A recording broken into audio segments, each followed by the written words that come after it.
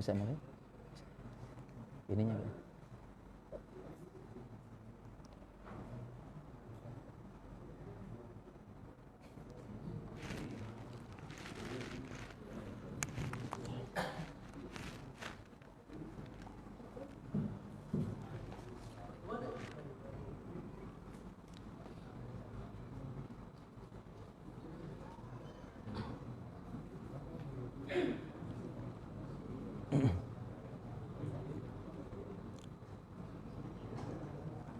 Syukur.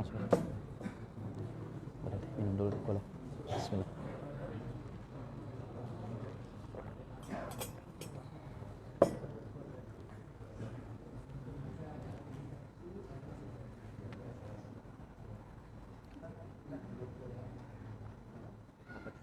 Ya.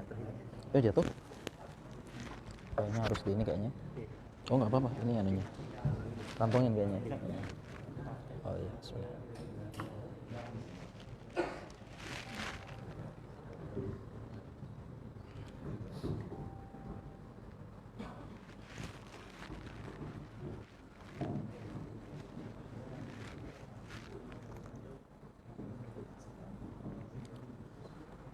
Mulai. Bisa. Ya.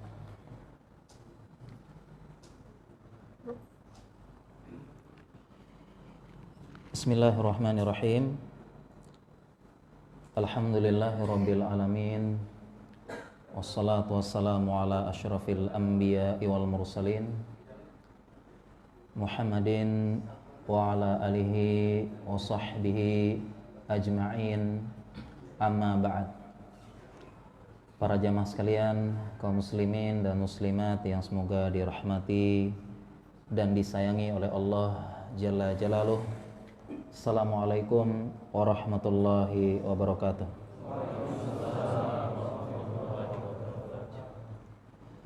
Alhamdulillah, segala puja dan puji kepada Allah. Salawat dan salam kepada Nabi Muhammad sallallahu alaihi wasallam. Para jamaah sekalian, kaum muslimin dan muslimat, tema kita pada maghrib yang penuh berkah ini, iman dan akidah itu melahirkan akhlak yang mulia.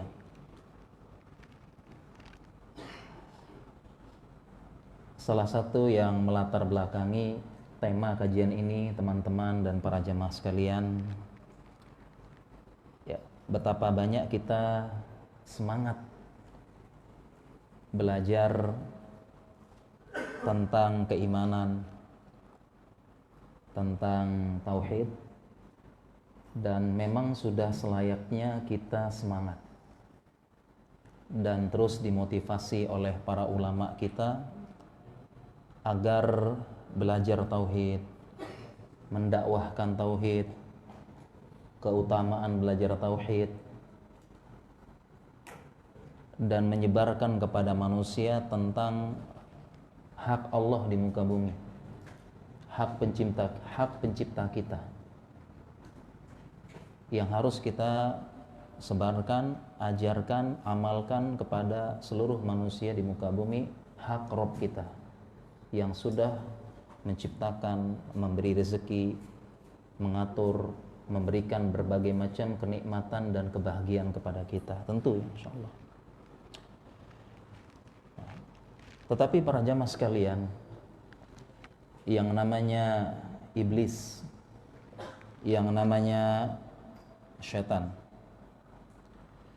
itu sudah berpengalaman menggoda Bani Adam sejak zaman bapak kita Nabi Adam sampai sekarang. Yang namanya syaitan, iblis, sudah pengalaman menggoda, menyesatkan manusia. Kita melihat ya kisah-kisah orang-orang soleh dari Bani Israel. Ada pendetanya, ada ahli ibadahnya, sampai-sampai digoda oleh iblis sampai menjadi kafir atau kufur. Begitu juga dengan kita para jamaah sekalian. Terkadang kita semangat belajar, semangat ngaji, tauhid, ya, berusaha melaksanakan sunnah. Alhamdulillah, ini bagus. Sunnah-sunnah kita lestarikan, sunnah-sunnah Nabi kita dakwahkan, alhamdulillah. Ternyata setan bisa bermain celah. Salah satunya adalah merusak akhlak kita.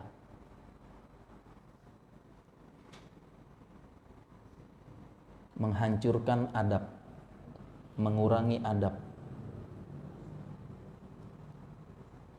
Bagi yang sudah lama ngaji, jadi aktivis masjid, mengurusi kajian, mungkin ada yang sudah belajar lama,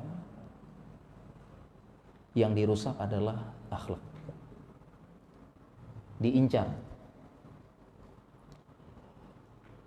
Dan ini memang sudah janjinya iblis, fabima agwaitani la aqudanna lahum siratal mustaqim.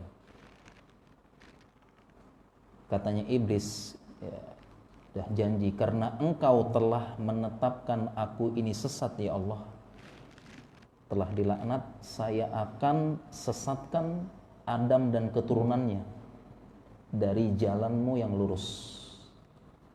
Thumma la'atiyannahum min baini aydihim, kemudian aku akan berusaha menyesatkan dia dari berbagai arah, dari depan, wa min khalfihim, dari belakang, wa min aimanihim, dari kanan, wa an syama'ilihim, dan dari kiri.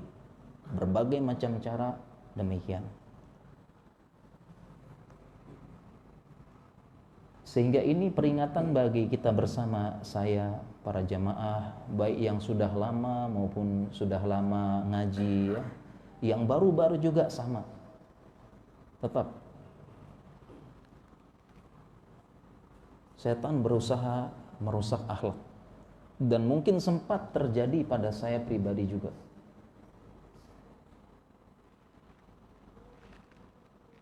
Mungkin ada jamaah yang merasakan, mungkin ya. Dan sepertinya ini oknum, atau kita jangan mengeneralisir. Oknum sudah lama belajar tauhid, sudah lama belajar akidah, berbagai macam sunnah sudah diterapkan, tetapi mungkin ini oknum, sudah senior, tapi akhlaknya rusak. Yang paling sering adalah kesombongan.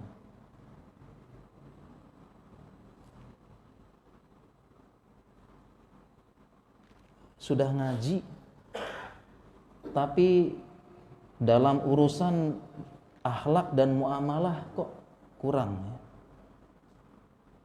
Masalah bisnis, masalah hutang pakai rumus afwan akhi.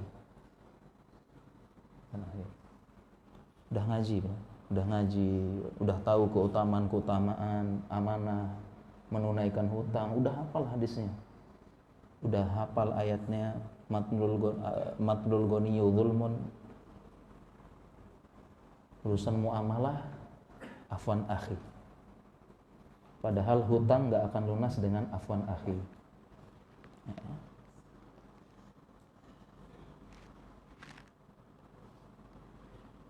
Berbagai muamalah yang lain juga.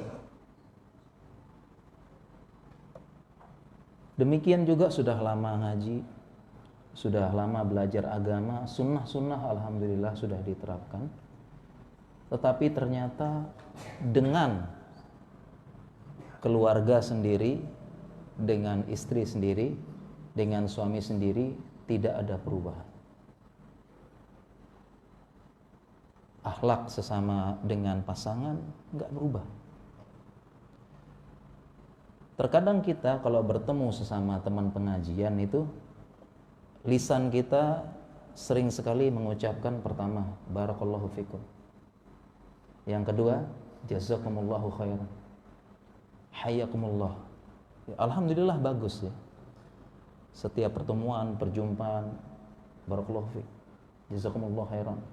Bahkan seolah-olah sudah menjadi protap tetap membuka dan menutup chatting dan pembicaraan. Tapi setelah kita renungkan kembali lagi, dengan istri kita, dengan suami kita, pernah tidak jazakumullahu khairannya? Pernah tidak? Sering atau jarang? Sama istri?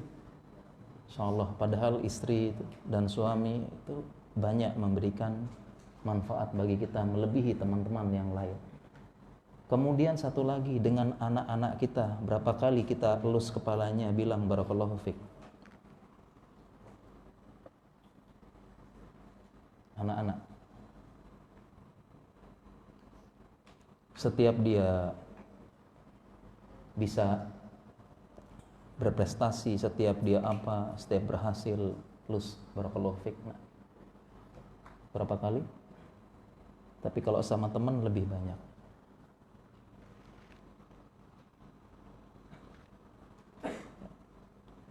Ini satu sisi yang bisa jadi mungkin kita lupakan, dan saya pribadi pernah masuk fase ini. Dan ini memang cara setan merusak dengan berbagai macam cara tadi. Terkhusus teman-teman kita yang sudah belajar agama ya, tauhid, akidah, sunnah, itu oleh setan dan iblis itu tidak mungkin lagi mereka cara menggodanya, kamu nongkrong-nongkrong di mall dong, ngeliatin yang bagus-bagus. Setan kemudian godanya, zina aja deh sama itu, atau mencuri, ngerampok, cheating, atau melakukan amalan-amalan yang bukan sunnah. Kira-kira begitu nggak bisikan setan? Bisikannya nih teman-teman yang masya Allah ya, sunnah jenggot apa ya, itu kira-kira setan bisikinnya zina aja loh, gitu. Gitu nggak cara godanya? Enggak. Gimana cara godanya sekarang?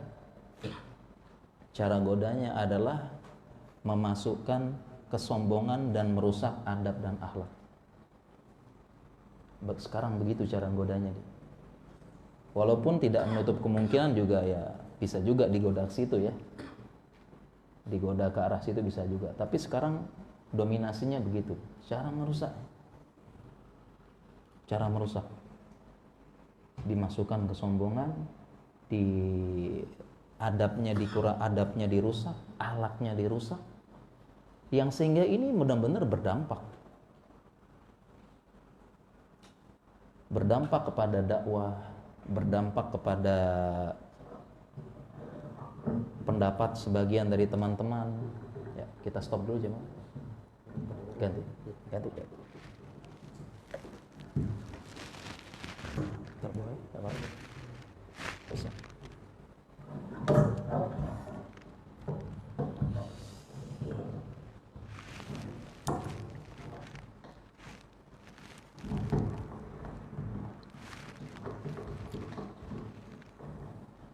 Bismillah, alhamdulillah, lebih kencang.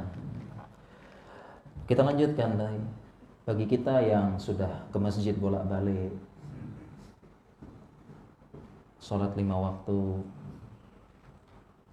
sudah tahu ini perbuatan yang syirik, menyekutukan Allah.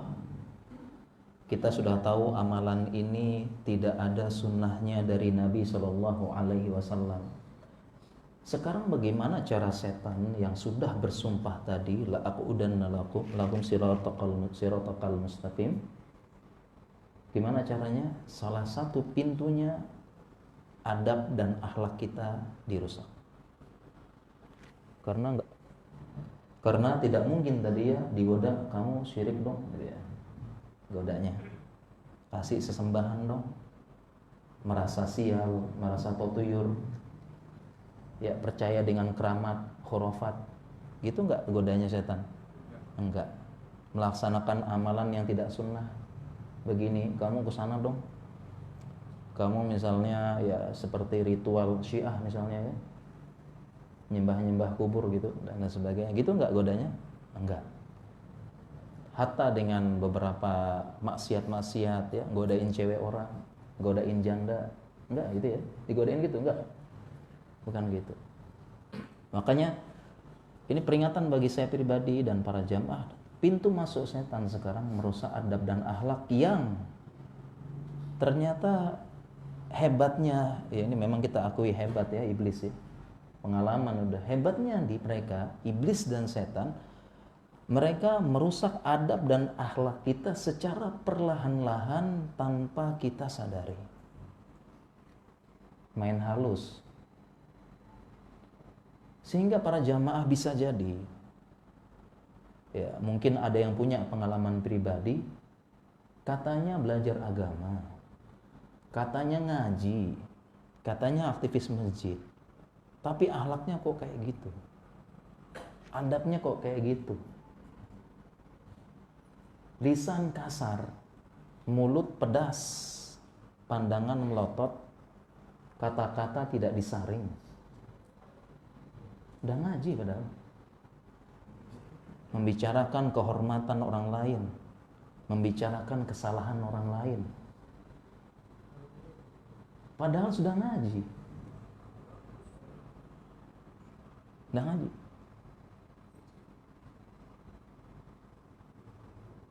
Dan ini kita dapati sebagian oknum.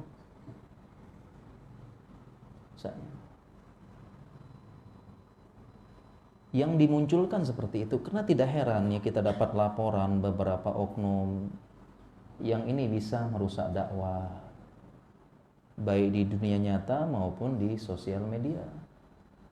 Ada akun-akun ya, tulisannya ini sunnah gitu ya, gini, tapi masya Allah merusak dakwah dengan akhlaknya nggak bagus, keluar kata-kata yang kasar, debat, kusir, kata-kata.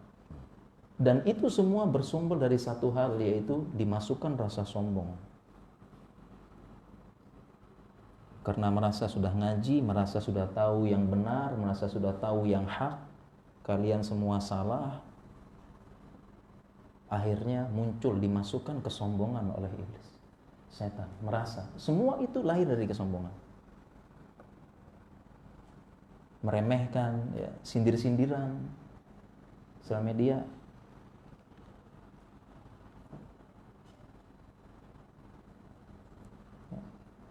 Semua lahir, dan itu hebatnya. Dan kadang-kadang kita nggak merasa. Hobi debat, insya Allah. Debat ya, di grup-grup ya, di grup sosial media, grup WhatsApp, debat, kusir.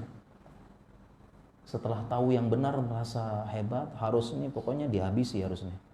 Kita bener, habisi aja. Itu kan muncul setelah dia merasa hebat, saya tahu yang benar, iya harus dimasukkan oleh setan para jemaah. Dan ini fenomena saya rasa, ya setiap tempat, setiap ini ada oknum seperti ini, dan ya itulah yang kita harapkan, jangan sampai ada muncul oknum, dan jangan sampai oknumnya kita, dan jangan sampai hanya ulah oknum 1, 2, 3, dakwah rusak. Rusak. Di masjid sudah dibangun, sudah apa, sudah begini, ulah 1, 2 oknum, bubar masjidnya. 1, 2 oknum aja. Karena membicarakan ini, membicarakan ini, 1 oknum. Memang iblis bermain. Dan para jamaah sekalian, ternyata fenomena ini sudah dijelaskan oleh ulama kita sebelumnya. Beliau adalah Syekh Nasiruddin.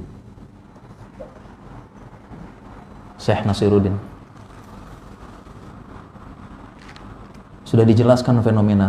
Beliau wafat tahun 2000-an. Hampir 20 tahun yang lalu.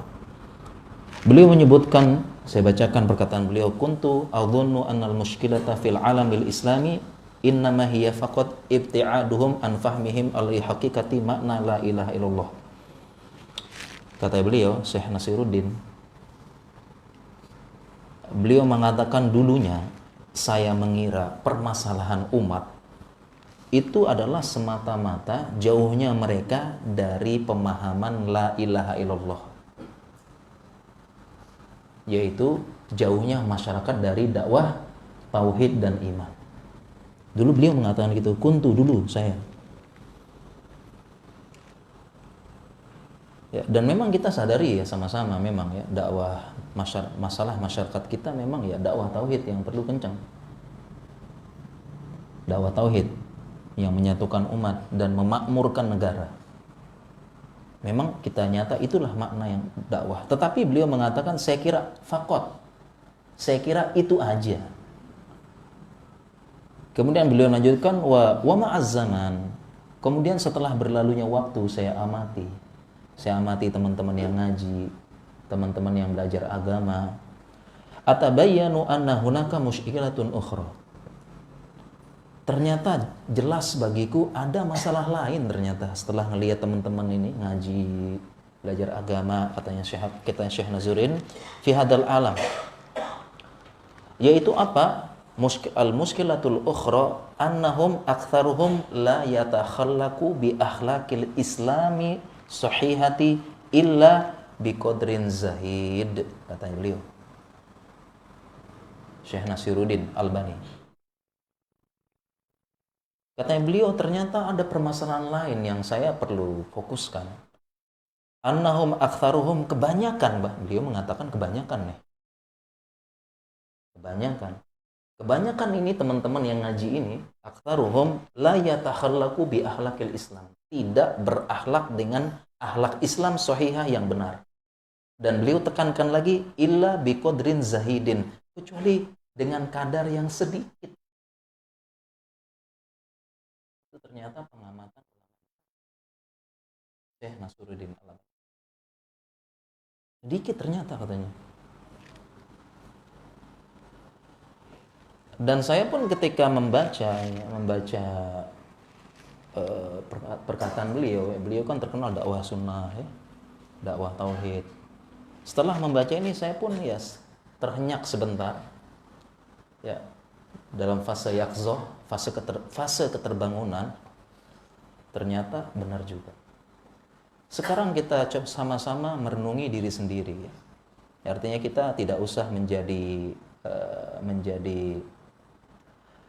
hakim atau menjadi wasit bagi orang lain. Coba wasit diri sendiri dulu. Yang pertama, coba kita lihat sudah lama ngaji, bolak-balik masjid, sunnah-sunnah sudah banyak ya kita terapkan. Sekarang yang pertama coba kita lihat pertama akhlak kita dulu sama keluarga kita, istri dan anak. Kita renungkan dulu nih. Karena yang paling berhak mendapatkan akhlak mulia kita, senyuman kita, kebaikan kita itu adalah anak dan istri. Ini yang paling berhak yang mendapatkan. Dimulai dari itu dulu ya, jazakumullah khairannya, barakallahu fiknya. Nggak pernah. Sejak itu saya sering ngomong ke istri. Dikit-dikit saya jazakillahu khairan pada istri. Berjauhan jazakillahu khairan, sering. Dan itu bukan doa formalitas, tetapi mengandung doa yang luar biasa, kebaikan yang banyak, Allah balas. Sejak itu juga saya sangat sering ya, ketika anak-anak coba lihat ini gambar saya, oh masya Allah bagus, barakallahu fiik, setelah itu saya usahakan lebih banyak barakallahu fiik sama jazakallahu khairannya kepada anak istri saya daripada ke teman-teman. Saya usahakan harus lebih banyak. Dan itu doa-doa yang tidak boleh diremehkan. Keberkahan, mau balasan yang baik. Ya, akhlak yang baik. Pertama kita coba jadi wasit diri sendiri dulu. Yang kedua kita kembali kepada sabda Nabi SAW, khairun nasi anfa'uhum linnas.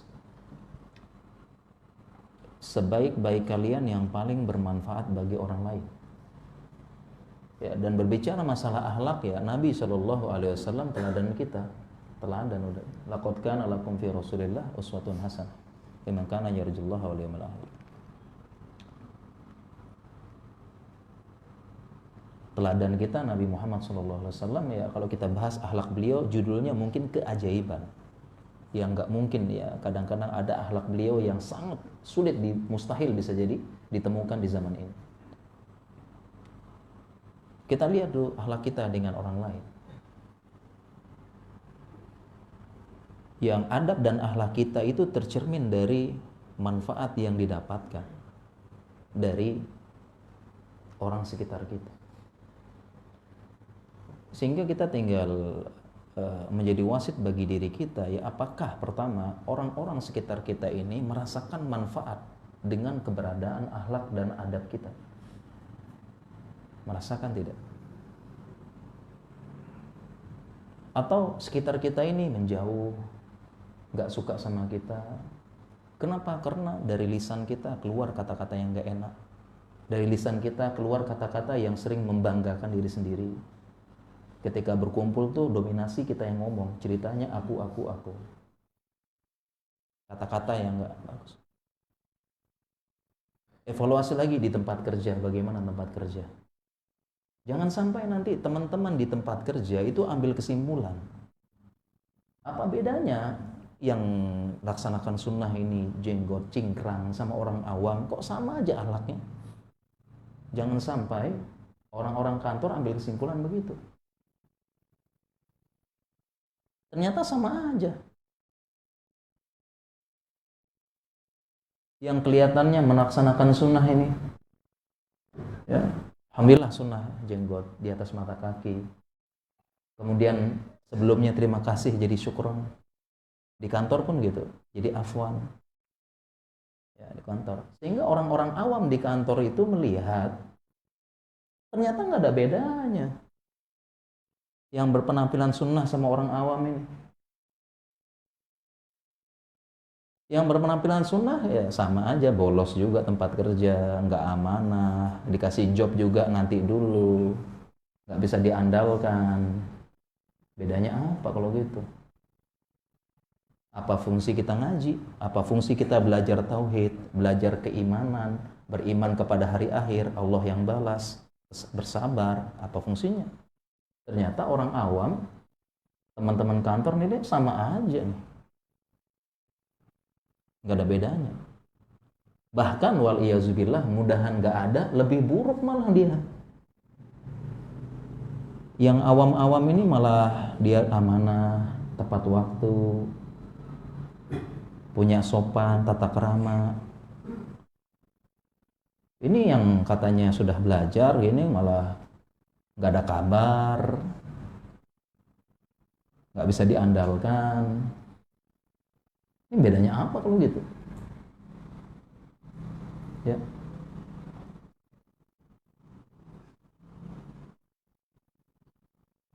Padahal teman-teman sekalian, para jamaah yang dirahmati Allah,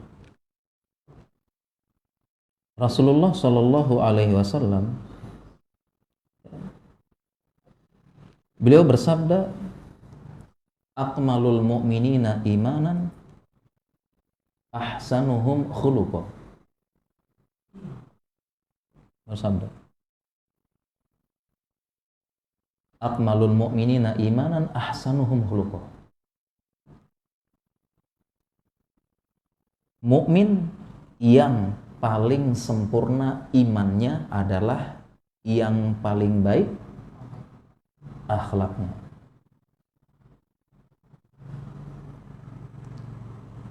Perhatikan di situ antara iman dan akhlak digandengkan.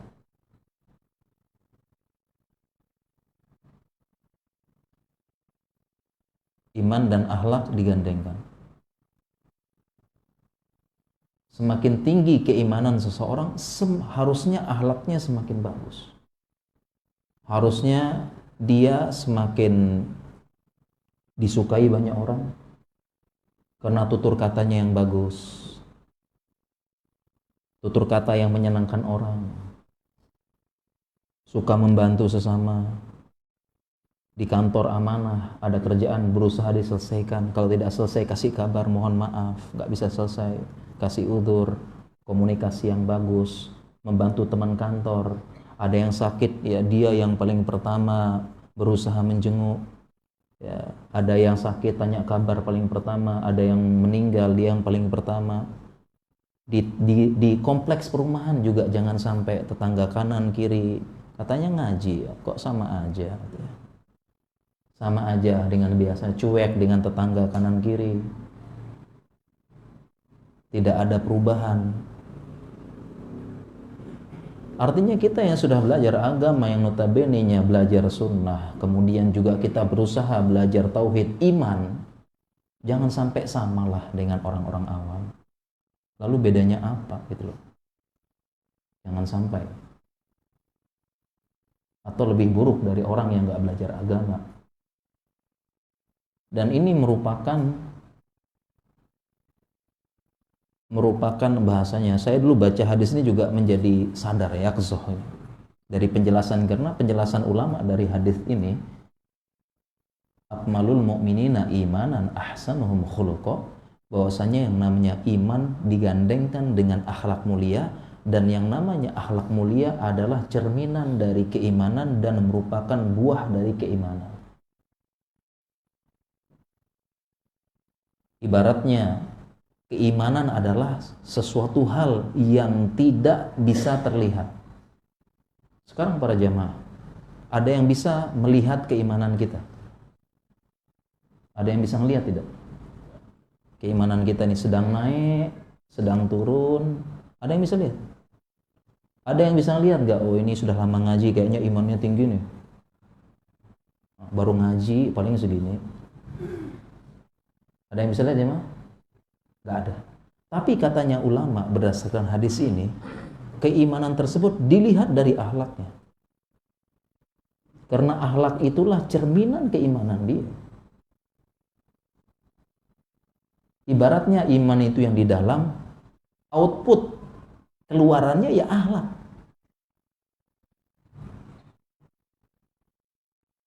Akhlak, outputnya itu akhlak.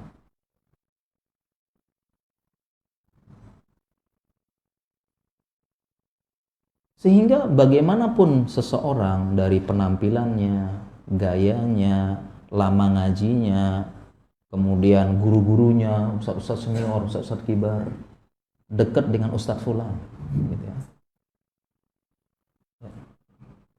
Dekat dengan ustaz fulan, ustaz kibar.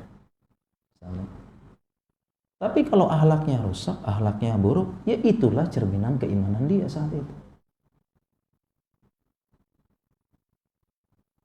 Berarti begitu keimanannya.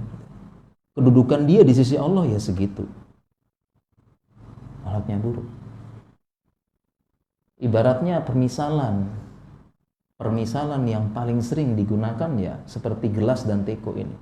Ibaratnya ada teko nggak kelihatan isinya kan. Itu iman, nggak kelihatan. Nah setelah dituang ketahuan, itulah akhlak.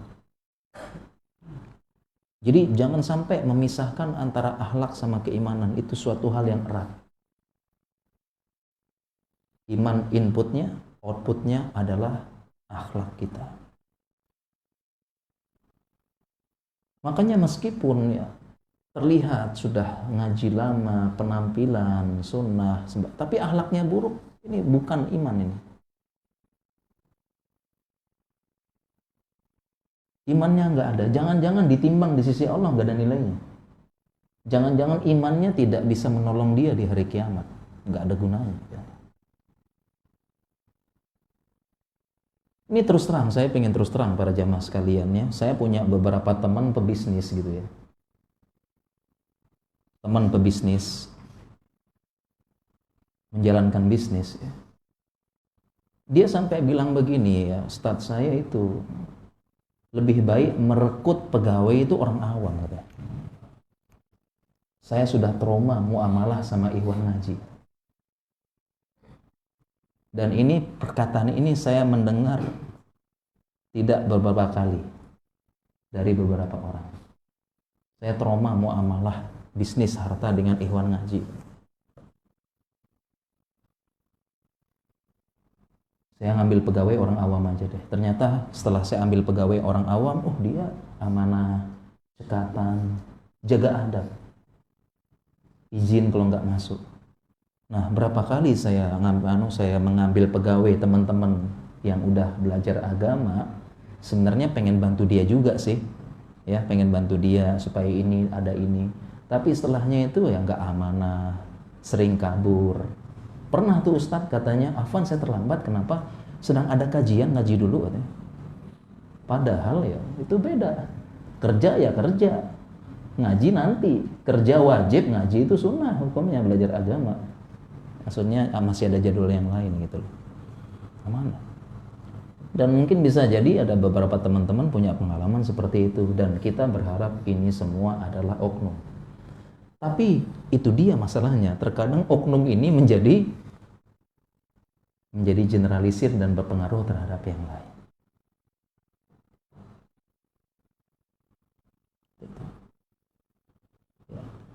Dan ini jadi evaluasi bagi kita semua. Saya pribadi, coba kita lihat ya sekarang. Nggak usah jauh-jauh dulu, dimulai dari keluarga kita dulu. Anak, istri, suami, anak. Coba kita lihat bagaimana. Jangan-jangan kalau kita ya, kalau kita ketemu sama sesama ikhwan ngaji, Assalamualaikum Masya Allah, gimana kabar, barakallahu fiik, Masya Allah, gini-gini ya, ngobrol santai. Mau kemana? Gue antarin ntar, antarin. Kemana? Saya antarin keliling, Masya Allah. Iya, Masya Allah. Gimana Masya Allah. Sama istri langsung berubah ya. Mana ini? Makannya mana? Ininya mana? Ya, kopinya deh.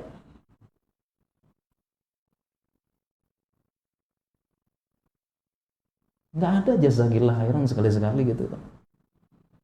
Nggak ada, sama istri nggak ada. Bukan ini tujuan kita belajar tauhid ini, belajar iman, bukan ini. Sama tetangga sekitar, nggak ada interaksi, nggak ada ini, tetangga sakit nggak ada, tidak ada manfaat. Tetangga sekitar nggak ngerasain manfaat kita, udah ngaji tuh nggak ngerasain. Cuek. Dan kalau saya pun berusaha, saya punya tetangga di depan itu agamanya Hindu ya. Jadi kalau saya safar seperti ini, saya safar pulang-pulang pasti saya kasih oleh-oleh tetangga-tetangga. Kalau saya pulang safar besok balik kasih tetangga, walaupun yang agamanya non muslim kasih safar. Kita berusaha nih, cerminan iman kita bagaimana supaya sekitar kita merasakan manfaat. Minimal nggak cuek banget lah. Cuek apa dan sebagainya. Intinya jangan sampai ya orang-orang yang tidak belajar agama dan sebagainya itu akhirnya sama aja, ternyata mau belajar agama, mau belajar iman katanya sama aja. Nggak ada bedanya. Apa bedanya? Kalau gitu gue nggak usah belajar agama aja, repot deh. Sama aja, udah capek, udah apa ya, produknya gini-gini juga. Teman-teman di kantor juga begitu. Sama produknya. Bahkan kalau dia yang lebih parah lagi, dia dapati lebih parah daripada orang awam akhlaknya. Ya trauma jadi. Jadinya apa? Trauma, nggak usah belajar deh. Apalagi sebagian kita bisa jadi dianggap asing, guroba ya. Jangan sesat nih. Udah begitu akhlaknya buruk lagi ya. Sesat ini ajaran ini.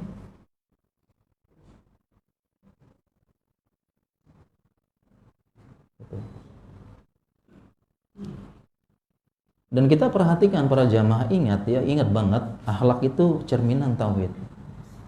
Mengapa demikian? Karena nggak mungkin seseorang itu bisa berakhlak mulia, beradab tanpa dia beriman dengan hari akhir.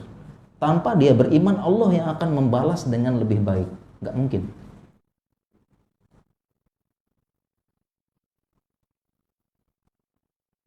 Jadi seseorang dia bisa berakhlak mulia itu karena dia beriman bahwasanya nanti Allah akan membalas yang lebih baik.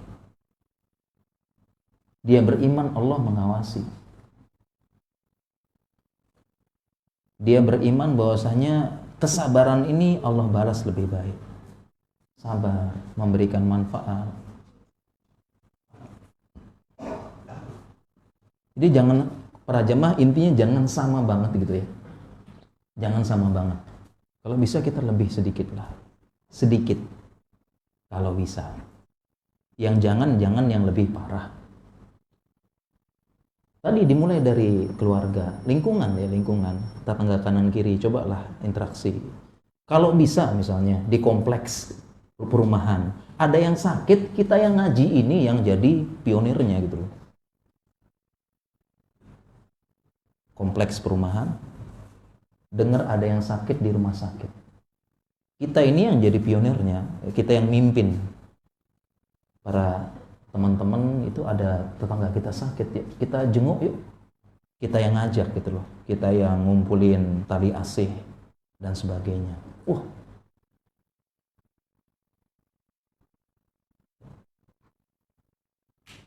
ya. Demikian juga di kantor begitu, kita yang menunjukkan, merasakan manfaat setidaknya begitu. Dan ini aspek kadang-kadang yang bisa juga merusak dakwah ya. Pertama, seseorang sudah belajar agama di perumahan, tentunya ada acara ya, tentunya dengan acara-acara tertentu ya, acara ini nggak ikut ya, mungkin tidak sesuai sunnah ya. Udah itu nggak ikut, kemudian gotong royong pun nggak ikut ya. Ya, gotong royong di ini pun nggak ikut ya. Ya, jadi ya sudah hilang di acara-acara begituan, ternyata gotong royong pun nggak ikut. Pas jenguk, ada acara jenguk, berita kematian juga nggak muncul juga lah.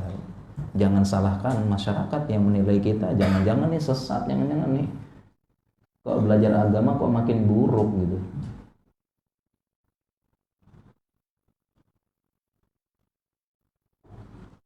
Dan demikian juga para jamaah sekalian dirahmati Allah Subhanahu wa taala. Rasulullah Shallallahu alaihi wasallam bersabda, "Aktsaru ma yudkhilul jannata taqwallahi wa husnul khuluq." Yang paling banyak memasukkan seseorang ke dalam surga adalah rasa takut kepada Allah dan akhlak yang baik. Akhlak yang baik yang paling banyak memasukkan. Jadi memang yang bisa memasukkan seseorang ke surga, pertama ya mungkin dia banyak sholatnya, banyak sedekahnya, banyak tilawahnya ya. Nah, tetapi kategori yang paling banyak masuk surga itu karena akhlaknya yang bagus. Kemudian ini saya bacakan hadis terakhir hadis yang selanjutnya sebelum kita sholat. Rasulullah Shallallahu alaihi wasallam bersabda, "Innal abda la yudriku bihusni khuluqihi darajatas shaim wal qaim." Di riwayat yang lain darajatas shawwam wal qawwam. Sesungguhnya seseorang hamba bisa mencapai derajat, bisa layudriku, bisa menyamai derajat orang yang shawwam wal qawwam, orang yang banyak puasa, banyak sholat malam.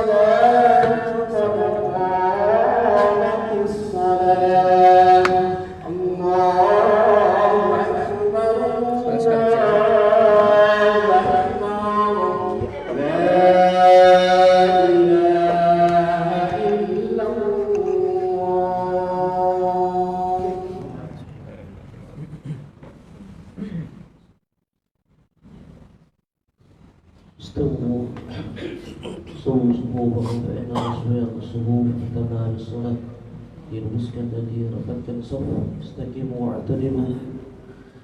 Yang mau buat komunikasi tolong di silent dulu terlebih dahulu.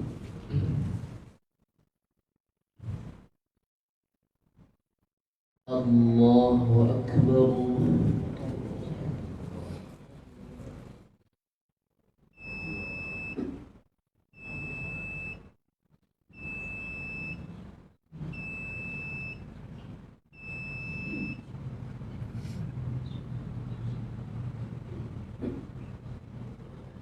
الحمد لله رب العالمين الرحمن الرحيم مالك يوم الدين إياك نعبد وإياك نستعين اهدنا الصراط المستقيم صراط الذين أنعمت عليهم غير المغضوب عليهم ولا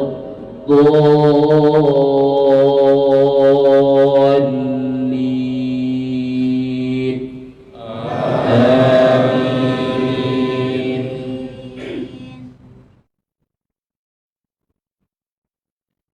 القارعة ما القارعة وما أدراك ما القارعة يوم يكون الناس كالفراش المبثوث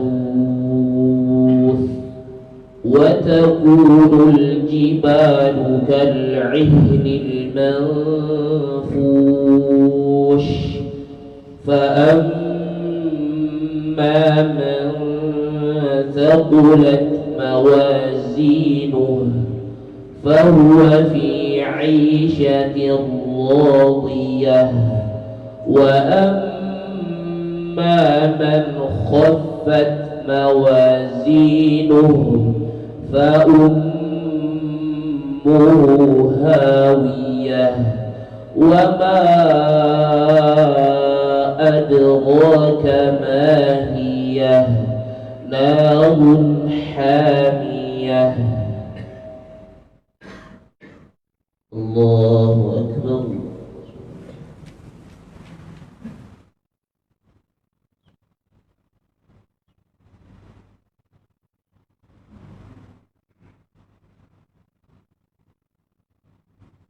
سمع الله لمن حمده.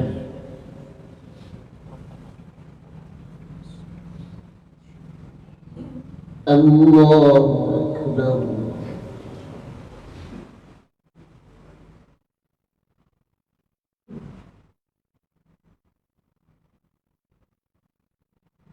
الله أكبر.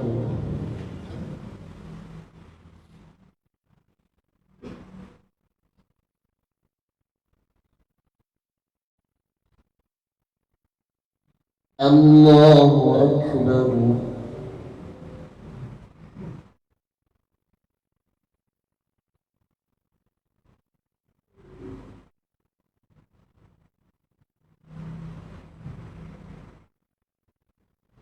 الله أكبر.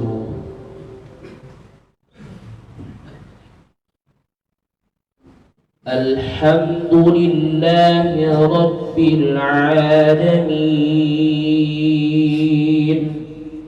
الرحمن الرحيم مالك يوم الدين إياك نعبد وإياك نستعين اهدنا الصراط المستقيم صراط الذين أنعمت عليهم غير المغضوب عليهم ولا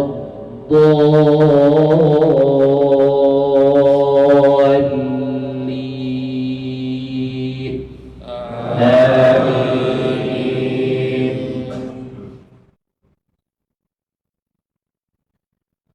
قل أعوذ برب الناس ملك الناس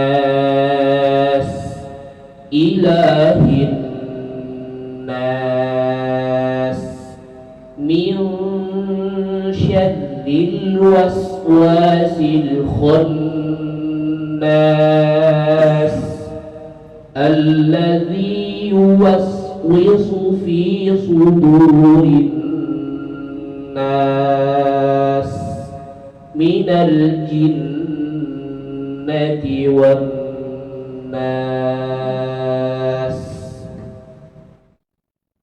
الله أكبر.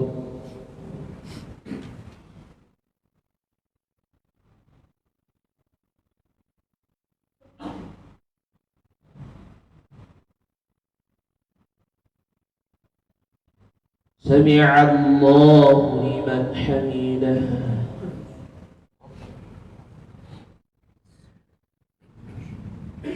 الله أكبر.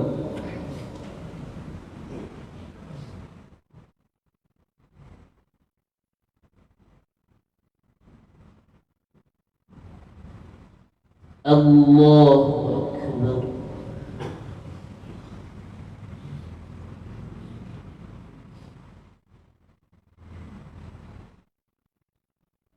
الله أكبر.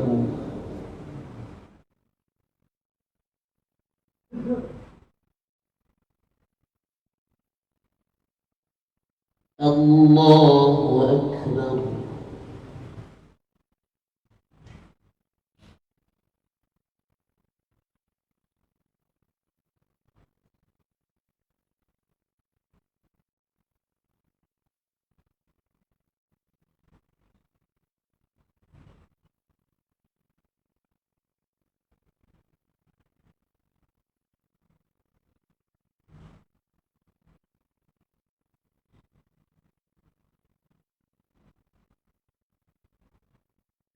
الله أكبر.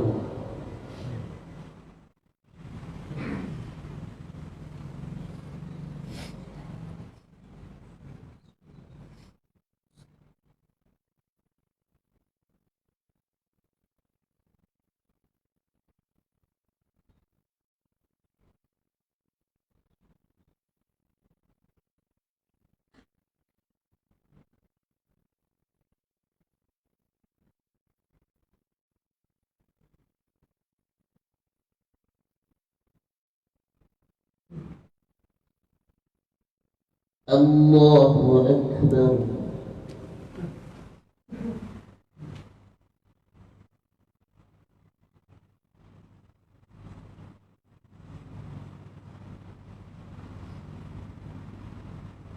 سمع الله لمن حمده.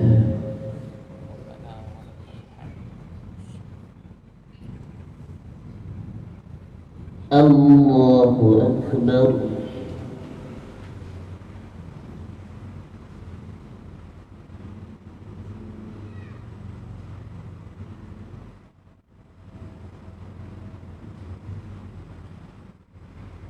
الله أكبر.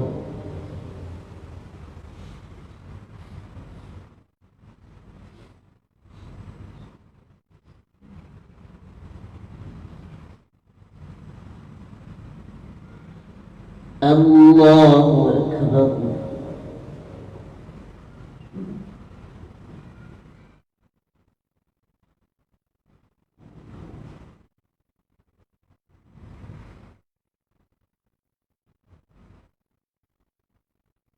الله أكبر.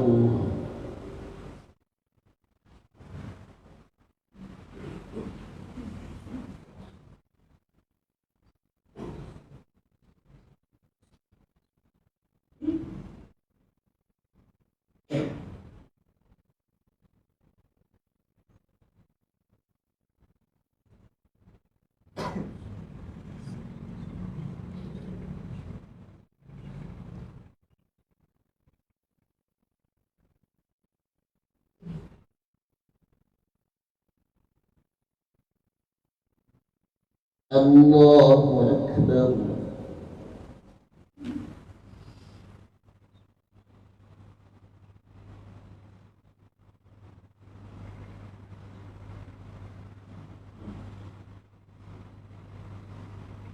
سمع الله لمن حمده.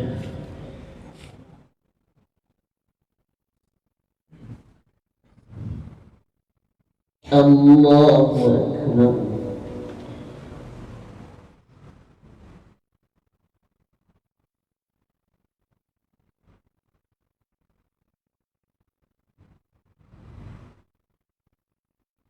الله أكبر.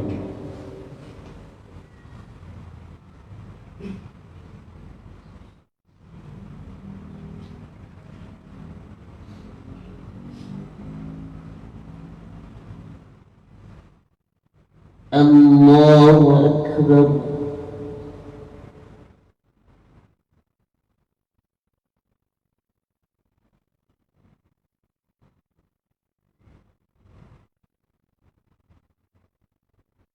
الله أكبر.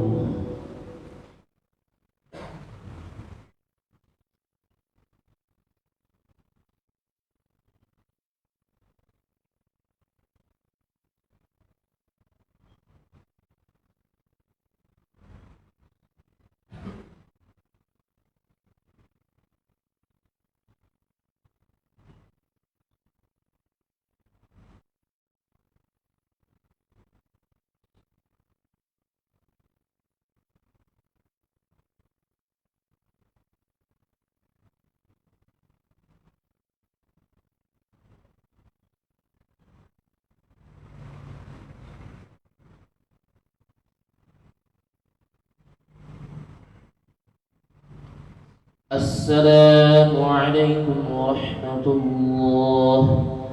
السلام عليكم ورحمة الله.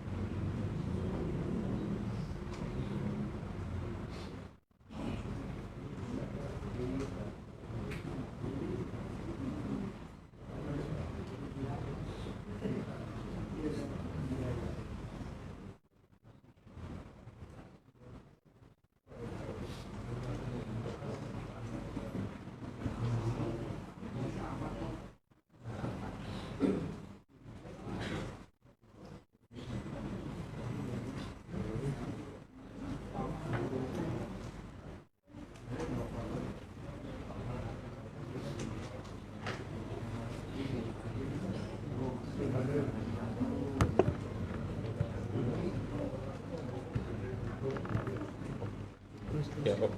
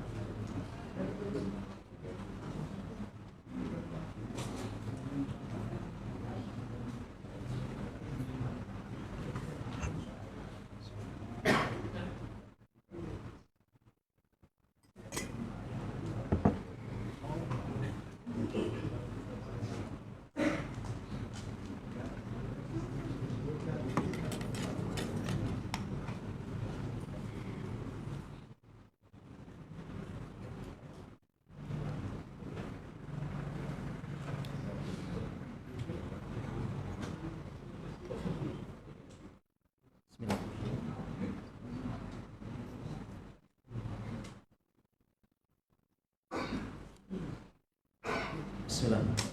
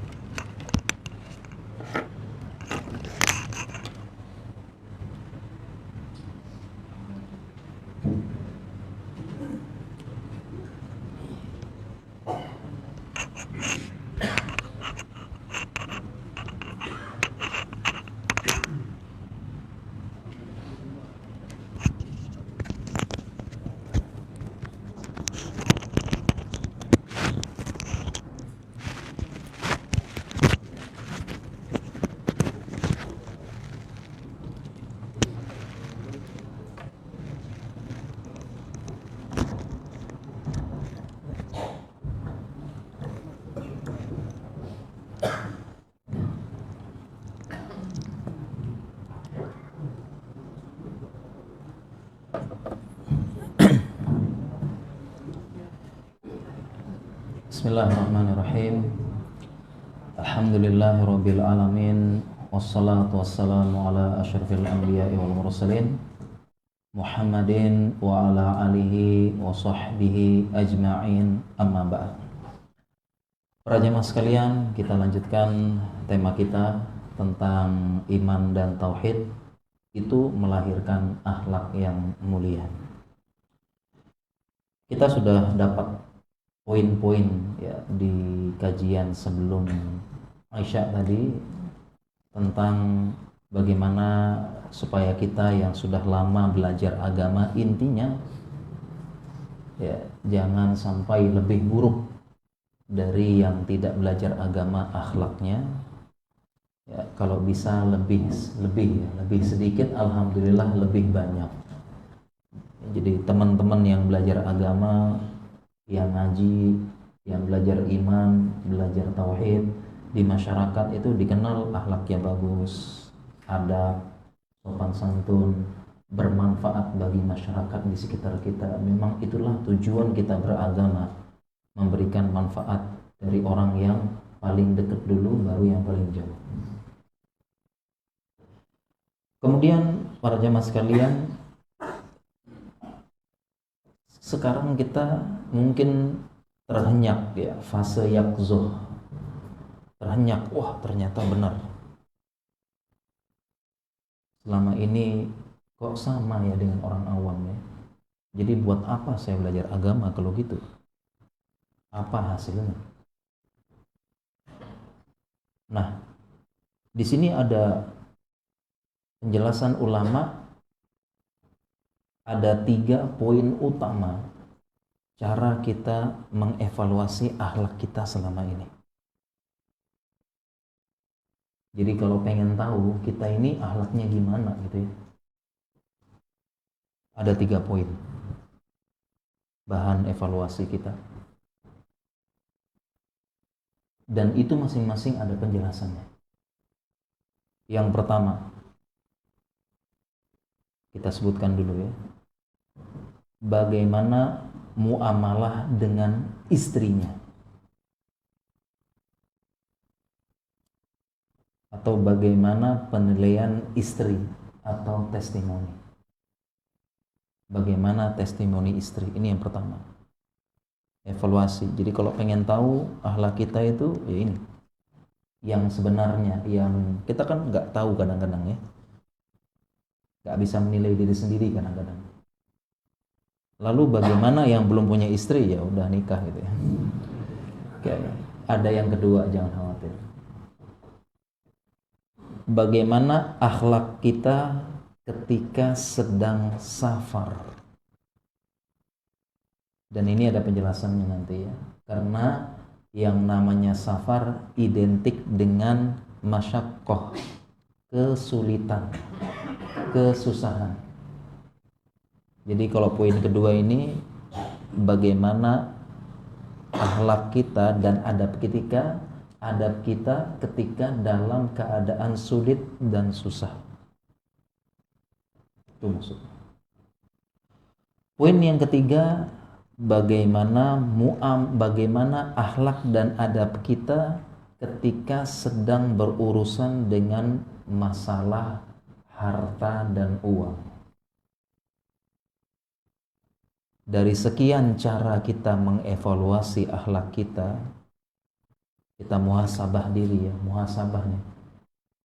Dari sekian banyak cara, 3 ini yang ditekankan, poin penting oleh para ulama kita.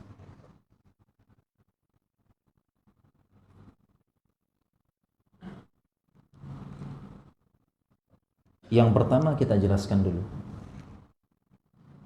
kenapa muamalah, testimoni, penilaian istri adalah cerminan akhlak seseorang. Berarti gitu akhlaknya. Ini berdasarkan dalil dari Nabi SAW. Beliau bersabda, khiyarukum khiyarikum linisaikum khuluqan.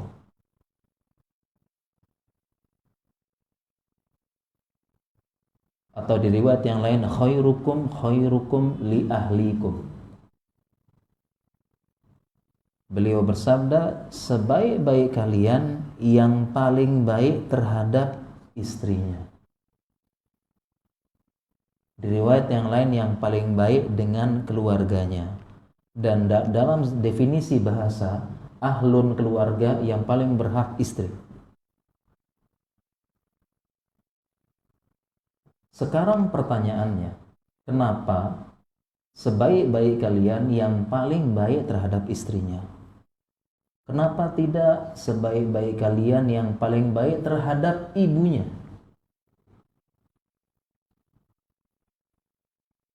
Kalau kita pikir-pikir, sebaik-baik dengan ibunya atau istrinya?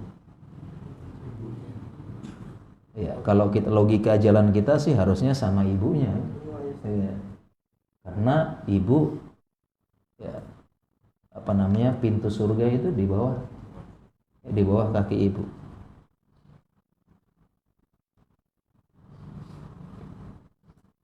Kalau hadis al-jannatu tahta aqdamil ummahat itu memang lemah, tetapi ada hadis lain yang menguatkan bahwasanya berada di kakinya. Hadis lain yang menguatkan. Ibu.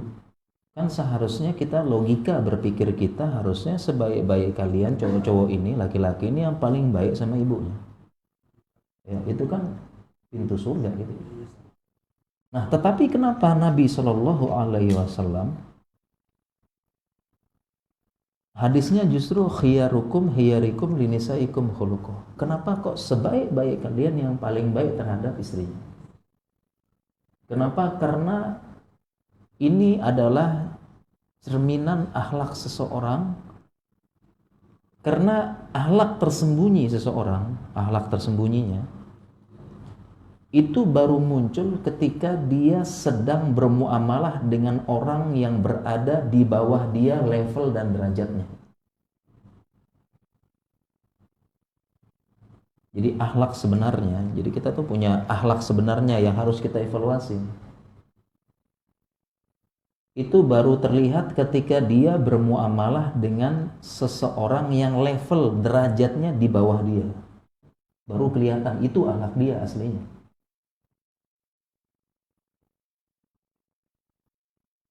Dan rata-rata suami pasti istrinya itu tentu di bawah dia secara derajat kepemimpinan, iya tidak? Secara derajat kekuasaan, secara derajat kekuatan. Main bentak-bentakan menang suami, apalagi jotos-jotosan. Istri ya secara syariat pun di bawah pimpinan suami. Dalam Al-Quran disebutkan tahta, di bawah tahta abdaini solihaini min ibadi. Laki-laki pemimpin, ar-rijalu qawwamuna 'alan nisa, jelas. Semua paham. Hampir semua manusia itu bilang suami itu pimpinan. Semua agama, suku, ras bilang suami pimpinan.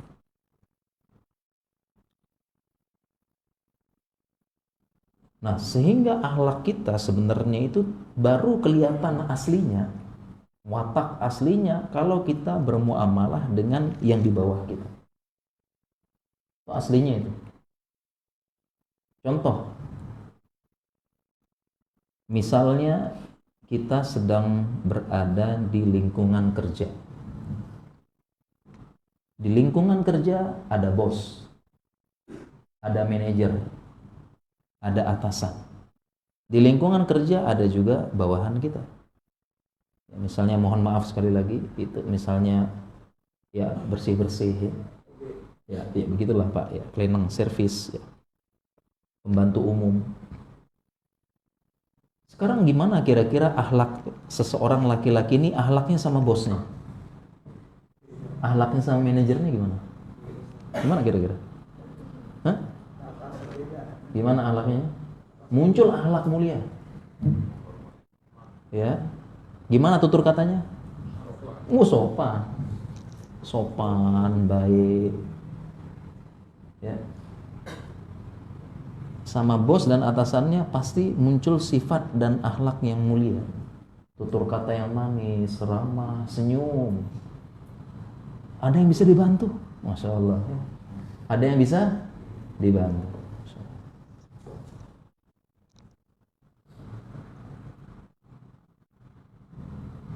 Tetapi ketika dia bermuamalah dengan orang yang derajatnya di bawah dia, barulah keluar watak aslinya, akhlak aslinya. Barulah dia bisa melampiaskan akhlak buruknya, melampiaskan caci maki yang terpendam dalam hatinya, melampiaskan kata-kata kotor yang sudah berendak di bawah tubuh, melampiaskan amarah kepada orang yang berada di bawah dia level dan derajatnya. Baru dia bisa lampiaskan. Lampiaskan. Kalau dengan yang sederajat ataupun yang sepantaran, jarang. Jarang dia keluar watak aslinya, jarang.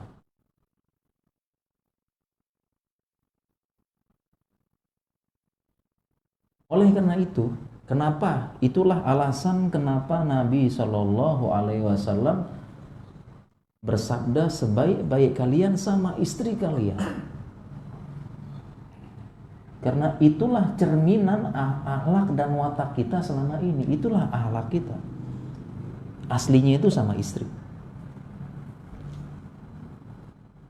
Karena dengan bos, dengan atasan, dengan yang sepantaran, yang selevel, sama-sama ikhwan ngaji, sama-sama ini, terkadang itu adalah akhlak yang bertopeng. Topeng akhlak.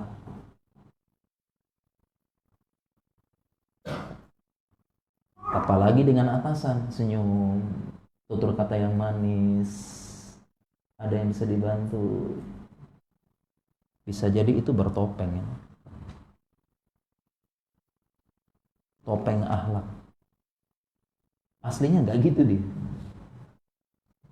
Nggak gitu aslinya. Aslinya kasar, caci maki, sombong, angkuh. Tapi sama bos atasan baik. Demikian juga kita, coba kita evaluasi kita. Kita mungkin sama teman-teman kantor, teman-teman pengajian, kalau ketemu senyum terus. Assalamualaikum ahi, Masya Allah, gimana kabar? Masya Allah, barakallahu fiik, Masya Allah. Gimana ahi kabar, sehat? Masya Allah, ya. Ada yang bisa dibantu? Masya Allah, barakallahu fiik, Masya Allah. Gitu tidak? Gitu tidak jemaah? Sama sesama teman. Ada yang bisa dibantu? Masya Allah, gimana ahi? Oh ya, Masya Allah, ya. Gitu-gitu ya, Masya Allah. Afwan ahi, bisa minta tolong? Oh bisa, Masya Allah. Ya, syukran, jazakallah, barakallahu fiik. Nah, jangan-jangan para jamaah selama ini kita itu bukan akhlak sebenarnya kita tuh bukan yang itu. Itu adalah akhlak topeng kita aja. Ternyata akhlak sebenarnya kita sama istri. Ketika sama teman, sama sahabat itu ramah, senyum, kata-kata yang manis, ada yang bisa dibantu. Sama istri tiba-tiba berubah, kasar, menyuruh-nyuruh, nggak minta tolong, nggak apa, nggak pernah doain, nyuruh ala kadarnya. Kopinya dek, udah belum?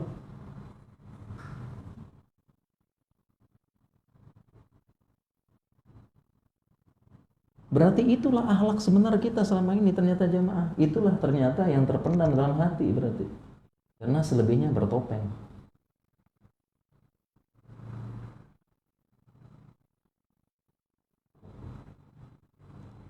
Kemudian masih ada penjelasannya lagi. Ada alasan kedua. Alasan kedua kenapa Rasulullah SAW bersabda sebaik-baik kalian yang paling baik dengan istrinya. Alasan yang kedua karena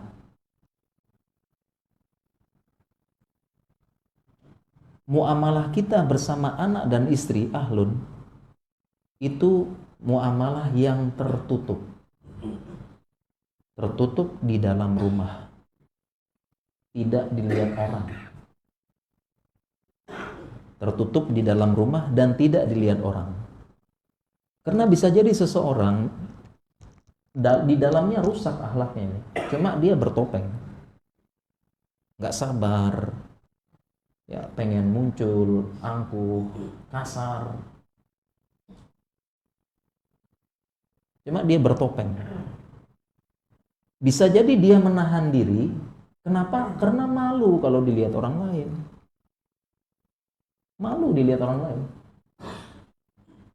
Dia bentak-bentak dilihat orang lain, nanti kan jadi pembicaraan. Apa kata orang, kok saya teriak-teriak, kok saya marah-marah, kok saya susah dimintain bantuan. Nanti apa kata orang gitu. Karena di luar itu kelihatan. Tapi kalau di dalam rumah, dia bentak istrinya, nggak peduli, nggak mau bantu, cuek, kata-kata kasar, orang lain nggak ngelihat. Jadi aman melampiaskan apa yang ada di dalam hatinya berupa akhlak muruk dan adab yang jelek.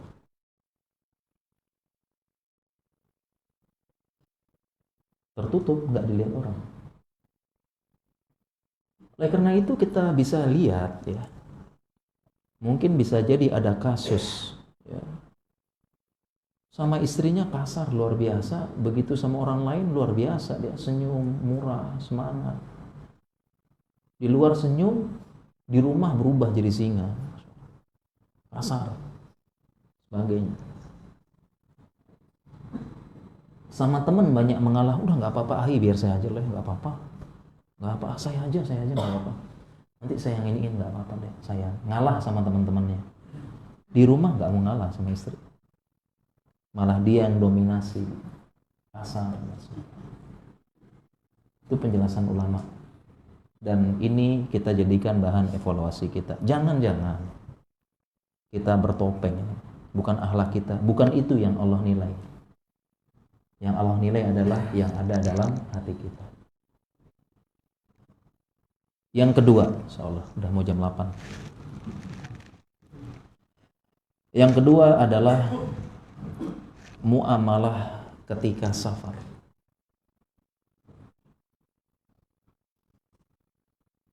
Maksudnya dari muamalah ketika safar itu adalah keadaan sulit. Jadi bagaimana adab dan akhlak kita dalam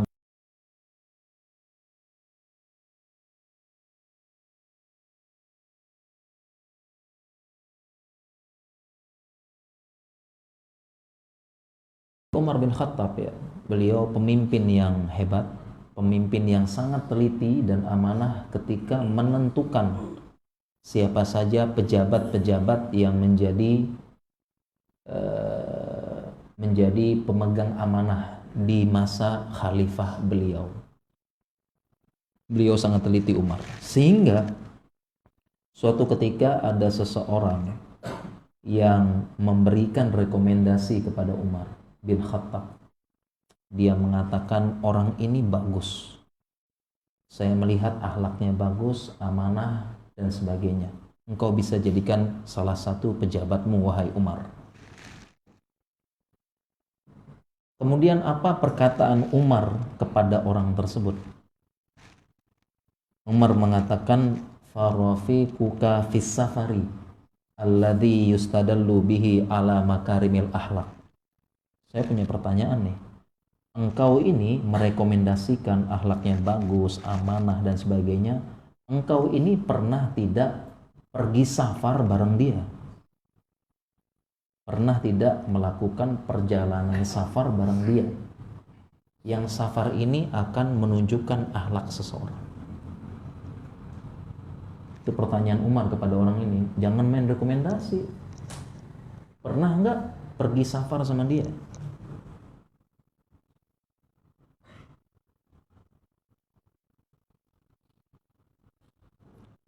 Mengapa demikian para jamaah sekalian? Karena ini dijelaskan para ulama dan memang ada hadisnya. Rasulullah Shallallahu Alaihi Wasallam bersabda, as-safaru qid'atum minal adzab. Yang namanya safar adalah sebagian dari azab. Karena di zaman dahulu yang namanya safar sulit, susah jemaah. Safar itu ibarat siap-siap hilang zaman dulu.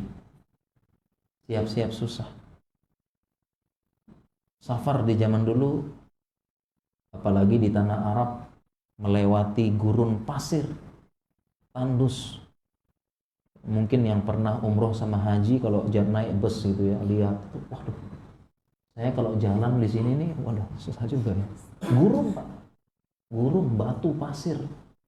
Safar kayak begini, jalan kaki, waduh, susah. Dan jalan capek, air nggak ada. Belum lagi binatang buas zaman dulu, walaupun di gurun pasir ada singanya. Belum perampok, penyamun, ditangkap, dijual jadi budak. Susah. Nggak ada rest area Pak. Nggak ada. Nggak ada HP buat kangen keluarga.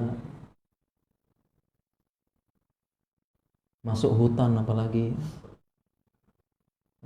hewan buas, masuk hutan, ular, serigala, susah. Demikian juga nenek moyang kita dulu, katanya seorang pelaut gitu ya. Kalau sudah berlayar sudah, tawakal udah, susah di tengah lautan, nggak ada sinyal, nggak ada HP, nggak ada apa, udah. Coba bayangin aja sekarang, ada nggak yang mau naik kapal tengah lautan, nggak ada HP, nggak ada apa, mau nggak Pak? Susah Pak.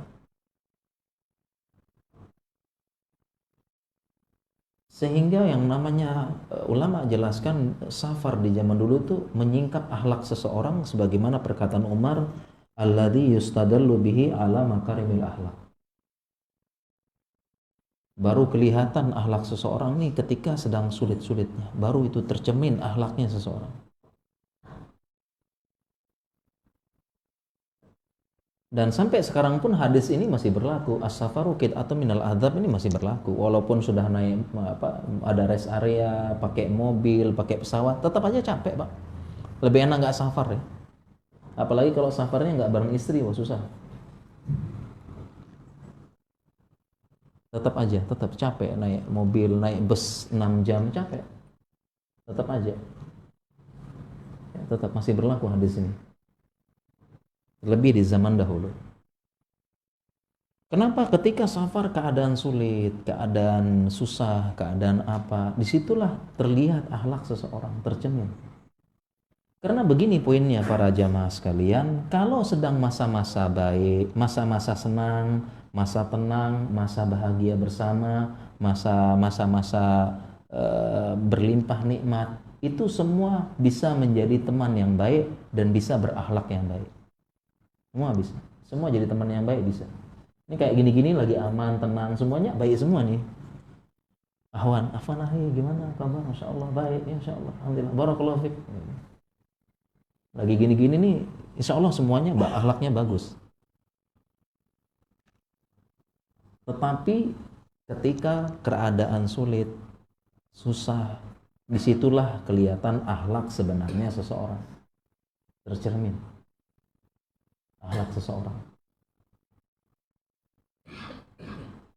Contoh misalnya saya pribadi kalau di rumah sakit ya, di rumah sakit ada proyek ada kegiatan gitu ya. Misalnya di rumah sakit ada akreditasi ya, sibuk semua, banyak kerjaan, target, stres semuanya. Disitulah kelihatan akhlaknya seseorang. Yang sebelumnya temen baik tiba-tiba hilang, nggak peduli, menyelamatkan diri sendiri dulu, nggak peduli yang lain, atau bahkan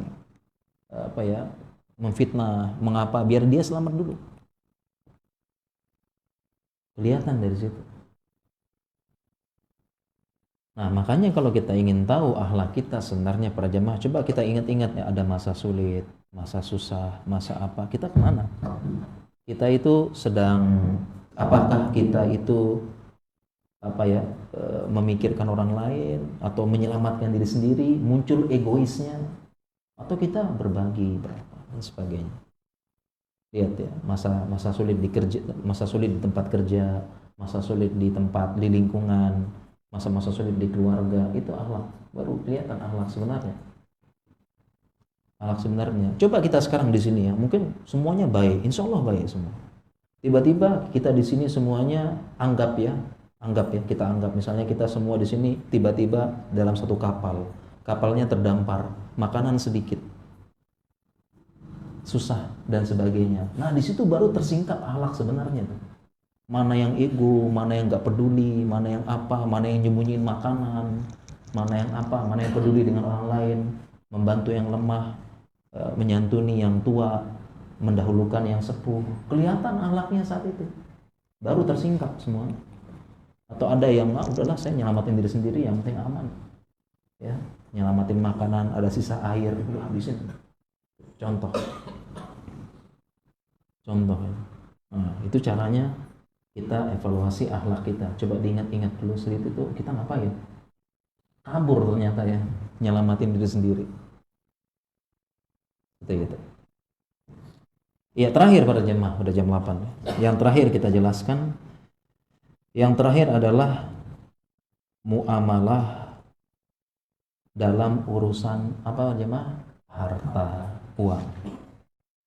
Dan ini juga menyingkap akhlak sebenarnya seseorang. Makanya ya itu saya ketemu beberapa orang yang ngaji apa, tapi ternyata setelah kita urusan uang dengan dia, bisnis pinjam duit, baru ketahuan ya ternyata ya akhlaknya ya begitu, ternyata baru ketahuan, baru tersingkap. Setelah kita berurusan dengan harta, secara zahir masya Allah kayaknya baik, kayaknya ini masya Allah, urusan harta ternyata ya. Dari bisnis nggak jujur, dikasih modal nggak jujur, nggak nyalankan dengan amanah. Afwan, modalnya udah dipakai buat sekolah anak dulu ya.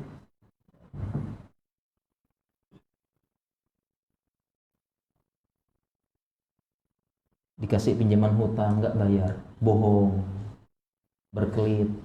Berarti itulah akhlak sebenarnya, dan itu yang mungkin dihisap oleh Allah nanti, bukan akhlak bertopeng yang muncul yang kita lihat. Dan ini pun terkait dengan urusan harta ini pun, inilah kaedahnya Umar bin Khattab. Ketika orang tadi memberikan rekomendasi kepada Umar, pertanyaan pertama tadi kan, sudah belum safar sama dia?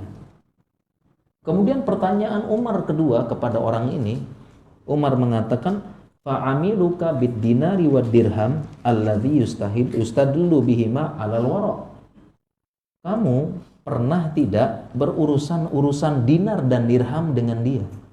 Pernah enggak berurusan dinar dengan dia, muamalah dinar dan dirham dengan dia? Yang ini menunjukkan waroknya dia. Pernah enggak? Kemudian orang tadi menjawab, la, enggak pernah dua-duanya wahai Umar. Kemudian akhirnya Umar mengatakan, idzan la ta'rifuhu. Kalau begitu kamu belum kenal dia. Jangan main rekomendasi. Yang kamu lihat itu topeng aja, katanya Umar. Belum tentu benar. Ya, katanya Umar.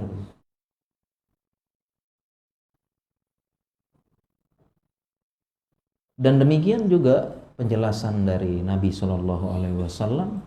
Kenapa urusan harta? Ya memang karena fitnah terbesar umat Islam apa? Harta. Likulli ummatin fitnatun wa fitnatul ummati mal. Setiap umat ada fitnah dan ada ujiannya, dan ujian umatku harta. Mungkin ujian umatnya Nabi Musa, ujiannya tentang sihir. Ujiannya Nabi Isa, umatnya tentang metode pengobatan. Mungkin ya, meskipun miskin tapi hebat sihir nggak apa-apa gitu ya. Kalau umatku, katanya Nabi SAW, al-mal, harta. Dan manusia ya muncul tamak harta. Harta insyaallah. Gara-gara harta, gara-gara masalah harta warisan ya, adik kakak musuhan. Bapak anak saling tuntut, antar kolega bahkan saling bunuh. Ngeri juga. Jadi dilihat masalah harta. Oleh karena itu kita lihat dulu, kita kalau kita muamalah masalah harta, coba kita renungkan, jangan-jangan saya nih jelek ya. Kalau jelek ya itulah berarti akhlak sebenarnya yang dihisap oleh Allah, yang dianggap oleh Allah.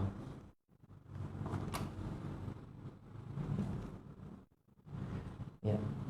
Dan para jemaah sekalian semoga dirahmati Allah Subhanahu wa taala, itu evaluasi 3. Sebenarnya banyak poin yang lain untuk evaluasi akhlak kita. Tapi 3 poin ini yang benar-benar menunjukkan akhlak kita yang sebenarnya. Karena terkadang kita berakhlak dengan orang lain ini akhlak bertopeng kadang-kadang. Bukan yang muncul dari dalam keimanan. Itu yang kita khawatirkan. Apalagi saya misalnya Ustadz, orang pada baik, gimana Ustadz? Saya juga baik-baik juga, iya. Tapi jamaah belum tahu akhlak saya sebenarnya. Ini bertopeng ini. Lagi topeng. Akhlak sebenarnya belum tentu seperti itu. Belum tentu akhlak sebenarnya. Cara taunya 3 poin tadi.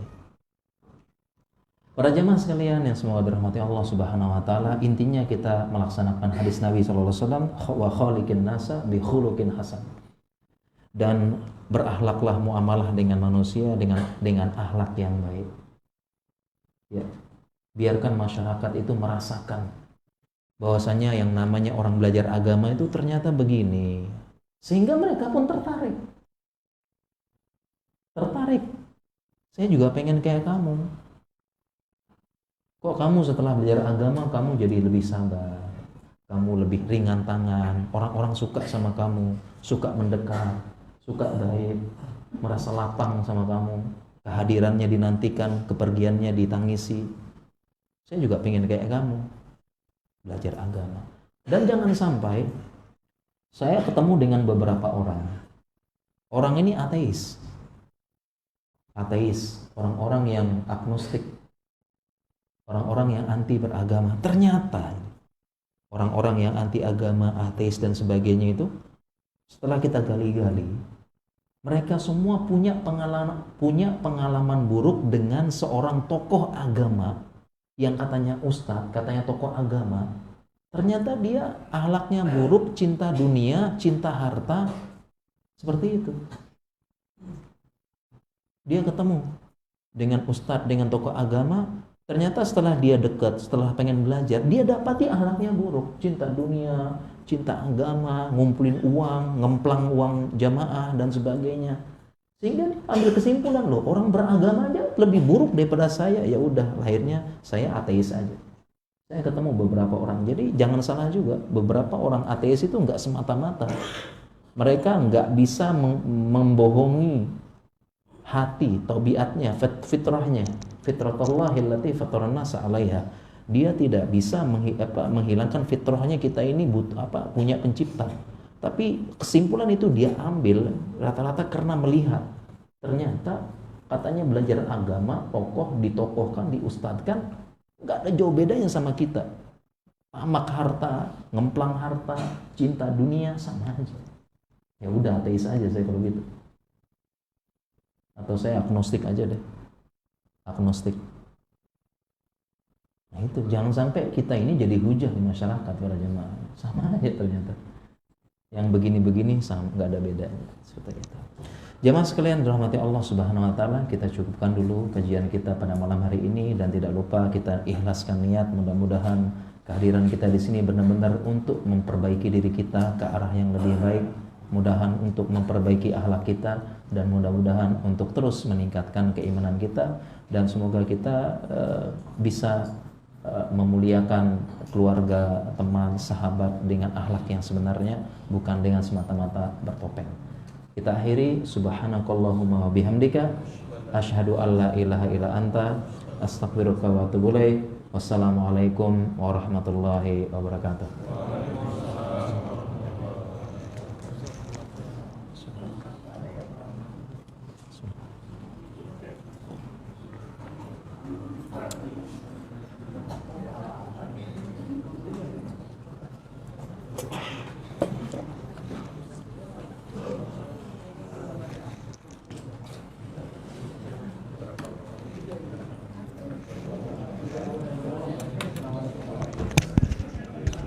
Assalamualaikum. Karena yang waktu itu komentar Di mana? Instagram itu ya. Yang mana? Oh, yang mana tuh? Jangan komentar ais di kapal. Apa? Ais di kapal.